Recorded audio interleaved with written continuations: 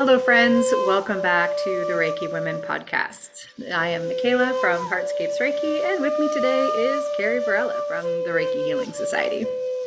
We normally have Bronwyn here with us with Reiki with Bronwyn. She is under the weather today, and so we send all the good Reiki love to our comrade as she gets well. And in the meantime, we get to have just a little sit down, you and me, Carrie, which is always lovely. We always have a good time. So we are here in the United States at any rate. We are just on the other side of celebrating Father's Day this past weekend. And so, certainly a lot of really interesting conversation around fatherhood, celebrating fathers, dads, brothers, sons, the people in our life who hold those kinds of roles, and also really important, poignant conversation about celebrating the roles of fatherhood that are taken up by other people. I know a number of single moms, myself included, who kind of hold the mom and dad role in the family in similar ways. And so that just interesting, complex dynamic around celebrating the identity of fatherhood really got us to thinking about what it means to celebrate masculinity, celebrate masculine in whatever form it might take through the lens of the system of Reiki. And so that is where we are landing today. And I would love to hand it off to you, Carrie, and to see just what comes up for you when you start thinking about this topic. Yeah. Well, first of all, cheers to all the dads out there. Happy Father's Day. I hope you had an amazing Father's Day whenever you're listening to this. And just so super grateful for my dad. He's been such a big role model and support in my life. And I think my husband, who's a dad 3 times over. And yeah, dads are amazing. And we all know too that we can have complicated relationships with our parents and our fathers, and there's many different ways to be a father figure, to show up as a father, and many different ways that families exist, right? So I love being really inclusive and plural about how that looks, and celebrating people who live outside of the norms of society. And I think Reiki has helped me do that a little bit maybe better, like be more pluralistic. And for me, my practice is really trying to see the real people, the real you inside of anyone, no matter what gender they are. Um, and um, so that's one of the things that I think Reiki has really helped me do.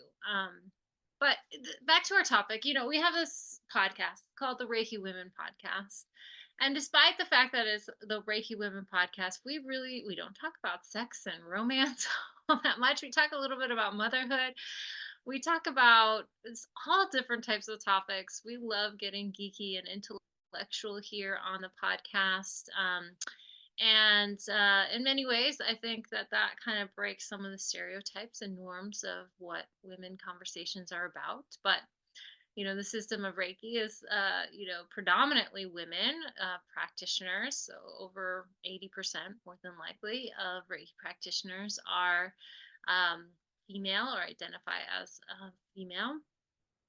And yet there are these lovely, beautiful souls who are masculine men who are on the path of Reiki as well. And it's important, I think, despite the maybe the binary of our podcast, it's kind of mostly speaking to women. We also have some amazing people in our podcast who are listeners on our podcast who are men, and I think it's just so lovely that they're here and really wanting to listen to our perspective, our voice, and wanting to understand women's perspective and voices too. And so I think, when we get too caught up in, polarities like men and women, um, we lose sight that we are both human, just both human.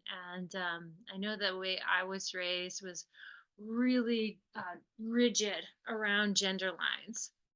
Women do this, men do that, and women fulfill this role and men fulfill this role, and men and women need to be separated.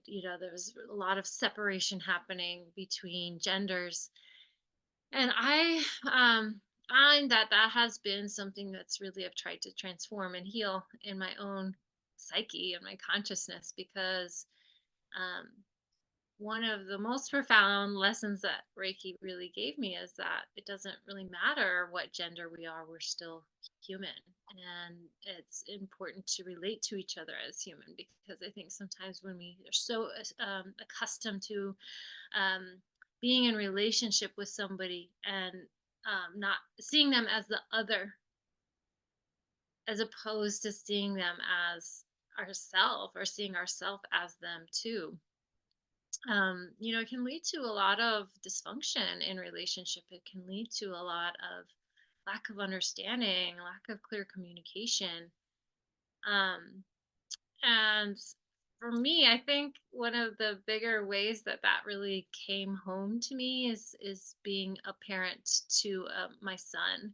And when I had my son, and I always thought I was going to have a daughter, and so the name I had for my daughter before, way before she was born, was Jaya, and it means like victorious, or this like Jaya of the feminine.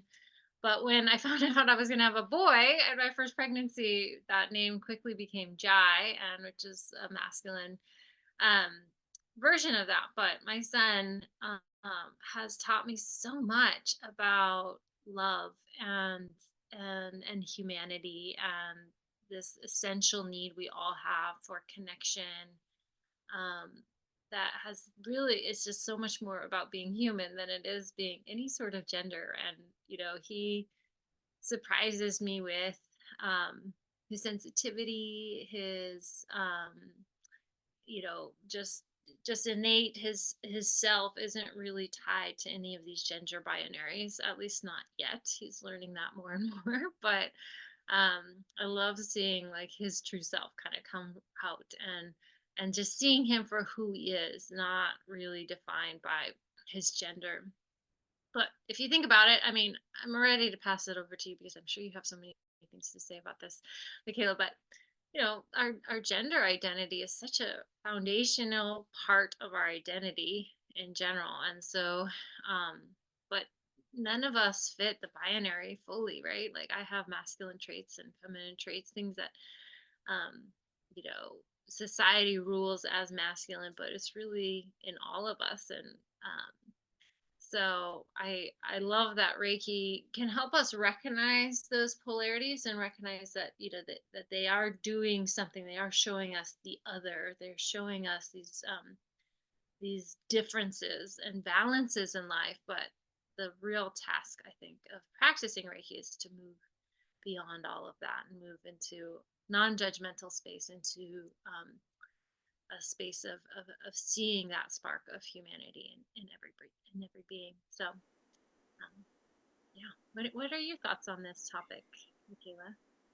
My thoughts on this topic are so vast and various and sundry, and messy and complicated. And I'm gonna do my best to just like see what's really at the surface in this conversation. And I really appreciated you suggesting it, because I think I do tend to avoid talking about this overtly kind of in public, because it does get messy and it gets complicated, and it's messy in my own mind and my own experience, and then bringing that out into a public conversation when questions of gender and gender identity, and whether or not it's even okay to express a gender that is different than what society assigns to us, or thinks that we should express in a particular way. It's one of those topics that I can feel a little hesitant around, because I don't want to make things worse in all of those dynamics. And at the same time, I think there's a lot of, of course, with any topic of that nature, talking about it and being in the conversation and holding that with compassion is really important. I really appreciated that you shared that your upbringing had a lot of rigidity around gender expression and roles and the way in which men and women were seen to take space in society. I would imagine that in that context, there wasn't room for anything other than men and women and nothing in between. And it's challenging for me to kind of put myself in that position. I grew up in a very different, kind of cultural context. I was raised by a single mom. She held, the role of provider. She held all of the roles, really. I mean, my dad was in my life, but I never lived with him. So, the person who I saw as like being the leader of my life, was my mom. I also grew up in a really, liberal area of the country in Berkeley, and so there was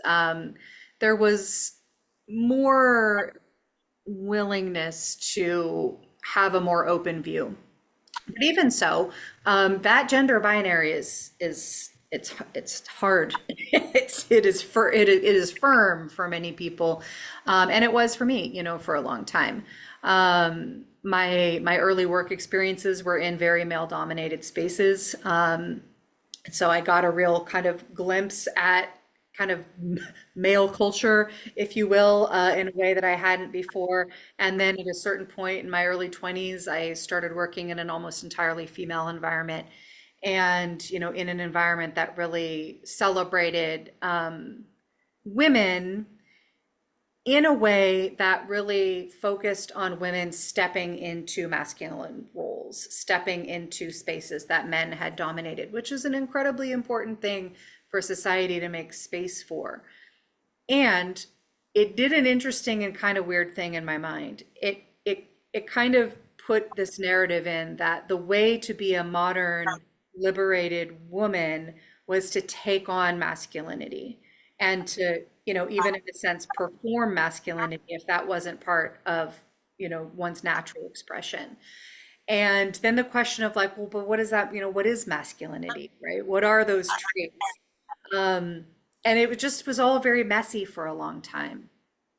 How to really celebrate and embrace myself as a woman and my femininity, but also to hold these spaces of masculine power because, that's part of the role that I'm being invited into is to kind of retake those, or not even retake, but take those positions of power. It was just a very confusing place to be. And there's, a few things that have really helped me to settle into my own relationship with this idea of the masculine and the feminine. And one of those is absolutely working with Reiki and working with Reiki's origins, where we do put an emphasis on the concept of non-duality and of, finding a space that isn't so reliant on things either have to be this way or they have to be that way. And also working with the fourth precept that invites us to be true to our way and our being, right? That precept gives us space um, to embody roles in our life that feel right, right? To be true to my way means that there's places in my life where I absolutely embody masculine traits and roles. I am the head of my household. I am, for most of my marriage, I was the one who worked, and my ex-husband was the one who stayed at home with the kids. There was a role inversion there, and that worked for us. On the other hand, there's aspects of myself that are very clearly embedded in the feminine archetypes and in the roles that women have traditionally held. And there was a real empowerment in my life in even saying that I wanted that I wanted to work from home. I wanted to learn how to cook. I wanted to take care of the garden. I wanted to do these domestic things that most of my life I had rejected because I was supposed to be stepping into masculine spaces in society.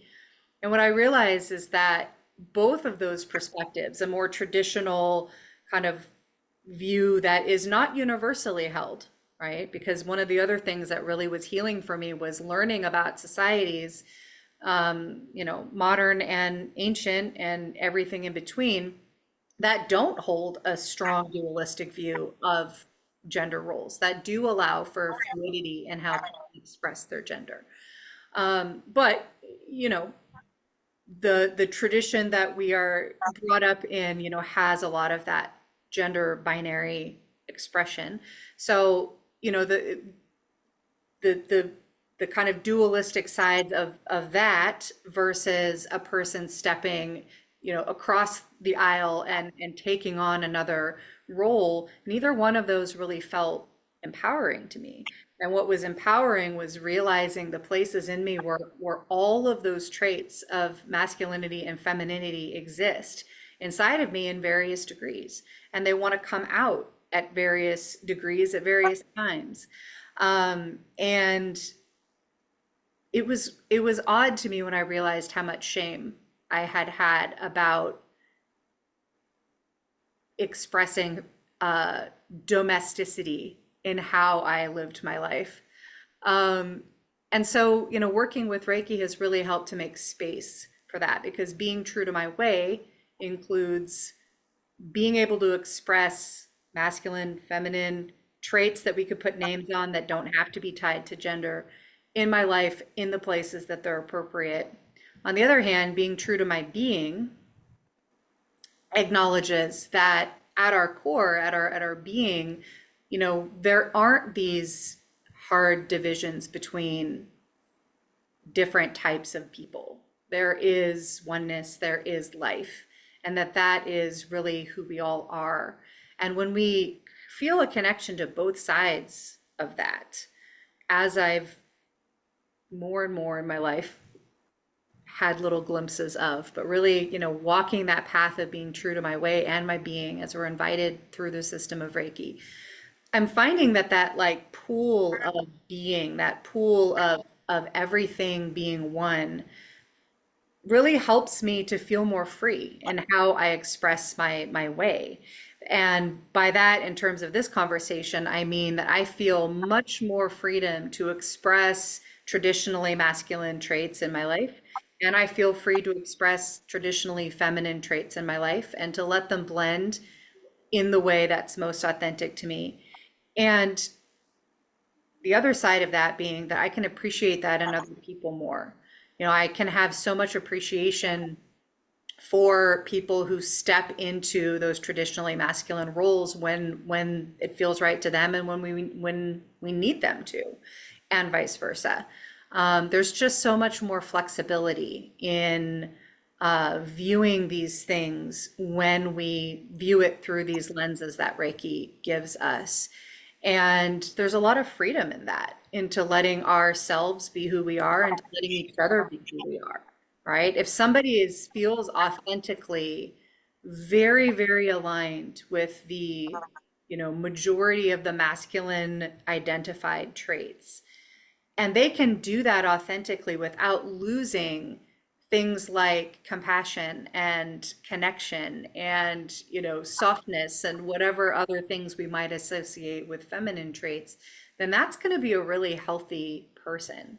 And I love that. I love seeing people really step into the wholeness of their true self when it comes to their own gender expression. And that person could be in any body. Their physical body could be anything, right? And they can have however that authentic expression of those traits are. So that was probably super rambling with a lot of different directions happening at once, but perhaps that was a good illustration of how many directions this topic takes my mind, um, and why it's probably a good thing that we're talking about it. Yeah. Yeah, I mean, I love that gender lines are being blurred and people are really questioning that, because I think that this rigidity around gender has a potential to really cause people to suffer, um, and has caused people to suffer. So I think of, um, you know, a masculine identified person, going through the process of recognizing that they are homosexual, for example, like what that might be like, to really smash through those gender roles and gender identity roles and really recognizing, who they really are. And uh, so that's like so liberating, right? But for those who are still stuck in this rigid societal expectation of self and gender identity, it's just really it is the closet, right? It's this closet of like you can't let who you really are out into the world. And because I was raised in such a fundamentalist Christian culture, there's a lot of people who really felt pigeonholed into a certain way of being and a certain gender identity that they didn't feel defined by or that didn't resonate with. And caused a lot of suffering for those folks and a lot of repression of who they are. And then who they are comes out in this kind of ugly masqueraded way, or um, in a more painful way that harms people too. And so I guess when I think of celebrating the masculine, is just really celebrating those parts of masculinity that you feel identified with. I think of my husband, who loves like classic cars and tinker. He loves to tinker all day. And there's something so beautiful about like a masculine love, like this the capacity of the masculine to love and reach across and connect with vulnerability and authenticity. um and um and when I see that in men, it's just so heartening. Again, and maybe those are some sort of feminine qualities too, but like really allowing, um you said something about shame, shame around, wanting or desiring a more feminine way of being in relationship with, house and cooking and uh, the garden and all of that. And I think that's, when we see men who've really done the work and can be who they are and just share more of themselves, like it's just so beautiful. And especially like within the world of healing too, right? Like the masculine identified individuals who come into the system of Reiki, the way that they express and work with Reiki, I think is really, really beautiful. And they have a really unique perspective. And in some, more rigid ways of gender identity might be, um, taking on aspects of a more feminine relationship with energy or nurturance, but really it's so good to get beyond that, because we all need it, all need it. And certainly the system of Reiki wasn't always, solely, or not solely, that's not the right way of saying it, but it wasn't always the majority of the practitioners were women. At the start of Reiki, it's a huge amount of practitioners were men. And, maybe we'll see some of that kind of switching over too, as these generations of Reiki kind of keep, and a new generation of Reiki practitioners comes forward. Um, I can see that it not being so, skewed to one gender than another. And I also want to acknowledge those who feel that they don't identify with either gender, or that they feel identified with both genders. And I think that blurring of the lines is also some part of our own human evolution, is to stop seeing the binary, just to start seeing ourselves as whole beings. Yeah. And even though, well, I could geek out about like just the whole evolution of male female in general on Earth, is just it's a fascinating journey. um uh but it doesn't, just because we're different doesn't mean that we're not the same too. And so anyways, Yeah. maybe that's also a jumbled mess, but Yeah. When I think about like what healing looks like around all of these complexities. One of the things that comes to mind is the value and the fraught danger of affinity groups, of, for the purposes of this conversation, men's groups, women's groups, spaces where we're gathering around that affinity, that sameness of gender. And this is something that is both like, it's been very healing and powerful for me to have spaces that are women's spaces and to be able to, circle around some of those common experiences and find those points of difference. And I know that that's been, something that has been pretty amazing for men that I know to do the same. On the other side of that, there's this challenge when we gather in affinity groups that's around, often kind of stereotypical understandings of what that group is supposed to be like. There's some challenging and unhealthy things that can happen. We start getting, not enough input from other folks in spaces like that. We can start really circling around, us versus them thinking. And, when we think about like, groups that are circling around manhood, there's the conversation around toxic masculinity and, people reinforcing, really problematic, dangerous behavior inside of those spaces. And so when I think about, well, what does healing look like in that? It doesn't look like eliminating those kinds of spaces, I don't think. But it does mean softening the boundaries of what we mean by who gathers in those spaces. And I'll just to give an example, my housemate, who's a man, does a lot of men's work, and he runs a retreat for male identified folks. And then I hold a monthly women's circle.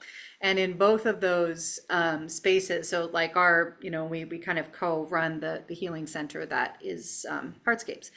And so there's this energy of affinity spaces around gender here in this space. But for both of us, and I want to just really emphasize what Leaf does with his men's groups, it is the affinity is around masculinity, however the person defines that.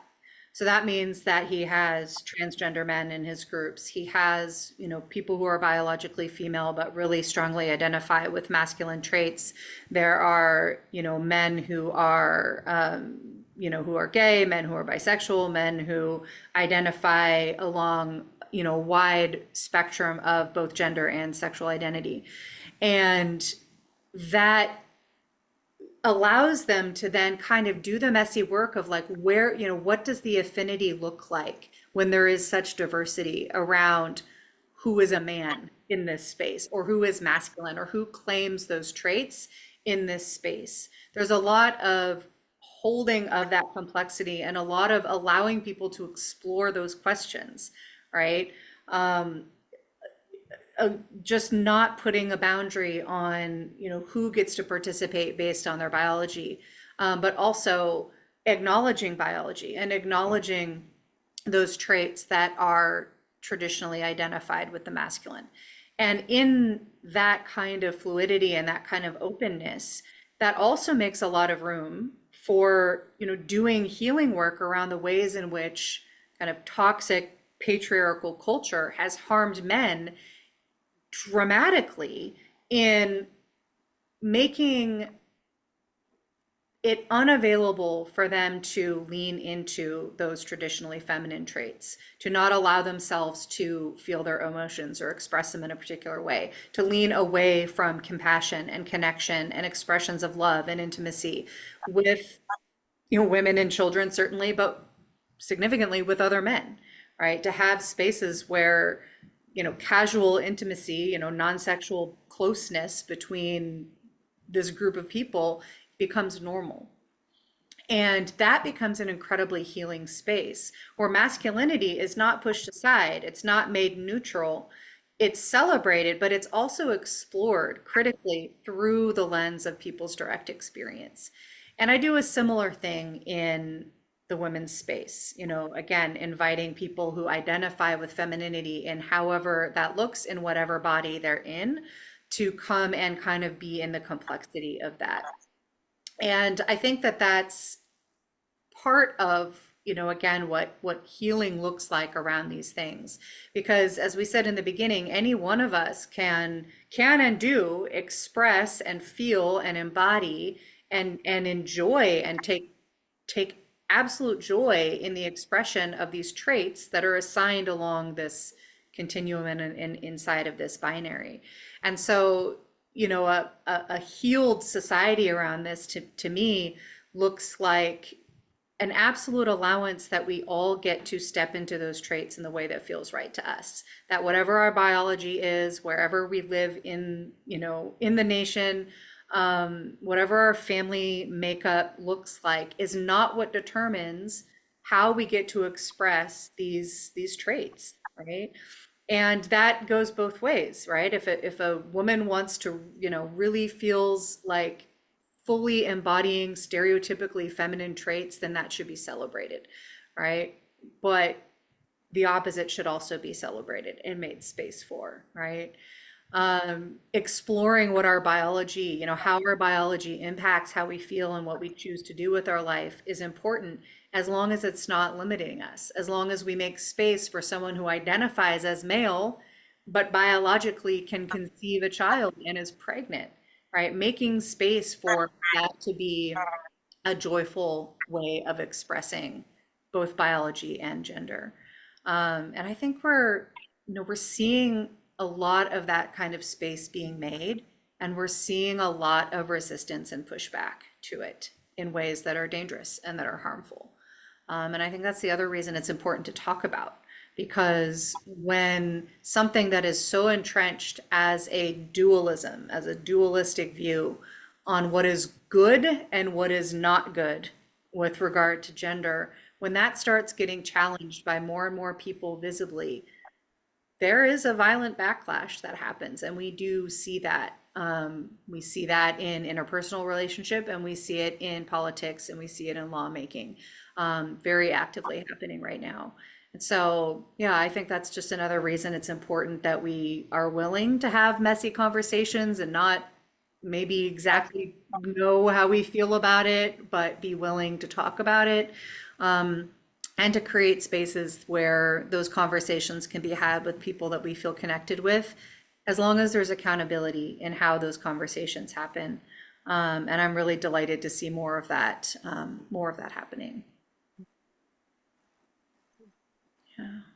Yeah, what's coming to me as you were speaking is, the difference between patriarchy and masculinity, and really claiming that there is a big difference. Absolutely. And when we're talking about patriarchy, it's about, these very rigid gender identification rules that do the hierarchy of who's better and who's not as good. And, um, uh, you know, but there's this subconscious element to it as well. And the term that I've heard it described as is an implicit bias. And so, implicitly biased that, you go out on a date and the man buys dinner, right? Um, and there's a world of gendered implicit biases that we live in every day. And these are things that actually can cause, it's caused huge rifts in my marriage, struggles in our marriage, because we, I anticipate that my husband, might be acting from this place of a patriarchal point of view, but he's not, because it's something that like ingrained in my maybe unhealthy subconscious and my own imprinting around gender, and vice versa. And when we don't live up to this expectation that sometimes we have of each other, like there can be a conflict, there can be a real sense of, well, no, you just were supposed to do this is supposed to be how you do it. And I think that that's so important to work through in relationship. And in all different types of relationship. But I love how you were describing these men's groups and women's groups. It's really a safe place to come together for friendship, is what I'm hearing. A place of real friendship, of sharing that common identity, you know, and working through some of those implicit biases, Yeah. in order to reclaim the feminine, in order to reclaim the masculine away from this more toxic expression. Um, but yeah, it rears its ugly head because so many people are very, um, entrenched in these binaries. And you see that certainly in the politics of the United States, probably most notably in the United States. Have a lot of that for whatever reason here, but it's really everywhere, right? But I don't know. I feel like a good place to land on is just again celebrating that masculine self, that masculine, that person inside of us, all of those gender norms and society expectations that they're inside of each of us. There's just this beautiful person, Yeah. and that's who I'm choosing to always try to relate with. When I meet somebody, and I'm friends with somebody, engage in any sort of relationship with somebody, is to see them for who they really are. And I'm so grateful that Reiki really has been the thing that helped me find that for myself, but also to relate to the other that way, and to really dissolve that line between other and myself in order to see that we are actually the same. Yeah. That's So beautifully said. Yeah. So, friends, we would love to hear what comes up for you in this conversation.